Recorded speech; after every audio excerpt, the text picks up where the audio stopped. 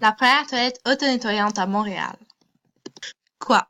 L'inauguration de la première toilette auto-nettoyante intelligente à Montréal. 12 toilettes auto-nettoyantes vont ouvrir cet été et la première a été inaugurée au métro Papineau mardi passé. Ce sont des toilettes publiques qui se nettoient après chaque utilisation avec un délai de 90 secondes à l'aide d'un bras de lavage désinfectant à cuvette et un balai automatisé nettoyant le sol. Elle est ouverte de 6h à minuit et les utilisateurs ont 15 minutes avant que les portes se réouvrent pour éviter le trafic de drogue, la prostitution, etc. Qui? Les citoyens montréalais, les touristes à Montréal, Robert Bédard, responsable du projet, les organismes Spectre de rue et le Sac à dos qui soutiennent les personnes plus démunies, Valérie Plante, la mairesse de Montréal. Quand? Mardi le 15 mai 2018 et pendant l'été 2018 où les autres toilettes seront également installées dans l'arrondissement de Montréal. Pourquoi? Pour faciliter l'accès aux toilettes aux familles, aux touristes et aux itinérants, pour permettre d'utiliser les toilettes propres avec un usage simple et hygiénique, et pour éviter que les gens fassent leurs besoins dans les espaces publics. Où?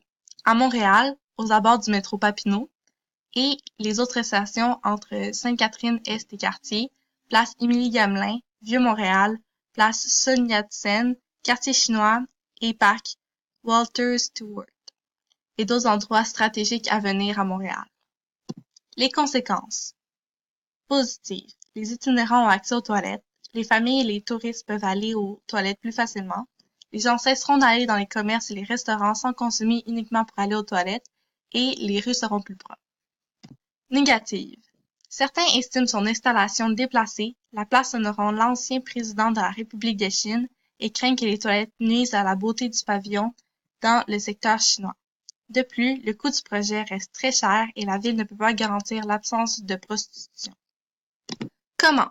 Le projet s'est fait avec un budget de plus de 3 millions de dollars. La toilette est également accessible aux personnes en fauteuil roulant. De plus, les matériaux utilisés ont été choisis pour résister au vandalisme et au graffiti.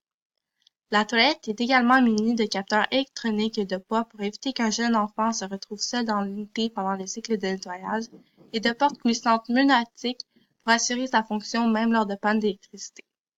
Des équipes des organismes Spectre de rue et le Sac à dos assureront une surveillance sur le terrain et recueilleront des commentaires des utilisateurs. Chaque unité sera également visitée au moins une fois par jour par une équipe d'entretien pour un nettoyage supplémentaire et le remplissage de papier de toilette, savon à main ou autre. Lien avec le cours d'histoire. Société et civilisation, essor urbain, expansion du monde, industrialisation, droits et libertés, classe sociale et territoire urbain. Le projet de toilette auto-nettoyante à Montréal a été mis en place pour la société et la civilisation de cet endroit puisqu'il permettra aux sans-abri, aux familles et au tourisme d'avoir accès aux toilettes propres et faciles d'utilisation dans les deux langages.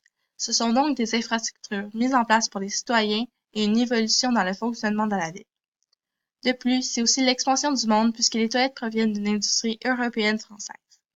Les classes sociales et les droits et libertés entrent également en jeu puisqu'on parle d'infrastructures gratuites mises en place, entre autres pour les personnes plus défavorisées qui n'ont pas toujours accès aux toilettes. Lien avec le passé. Ces toilettes qui seront gratuites existent déjà dans plusieurs villes européennes comme par exemple à Paris. Ce n'est pas la première fois que Montréal installe des toilettes publiques sur son territoire. L'ancien maire Camillien Houde avait fait construire au tournant des années 1930 de nombreuses Vespasiennes. Le projet avait été abandonné lors de la crise économique de 1929 en raison de problèmes de malpropreté et d'enjeux de moralité. Celles-ci ne sont plus utilisées aujourd'hui, mais on les trouve encore à certains endroits. Maintenant, 2 questions pour le débat. Pensez-vous que le projet est suffisamment sécuritaire? Et la deuxième, selon vous, les coûts et les dépenses reliés à ce projet, 3 millions de dollars, sont-ils justifiés? Est-ce que le budget de ce projet est trop élevé au détriment de d'autres projets montréalais? Merci.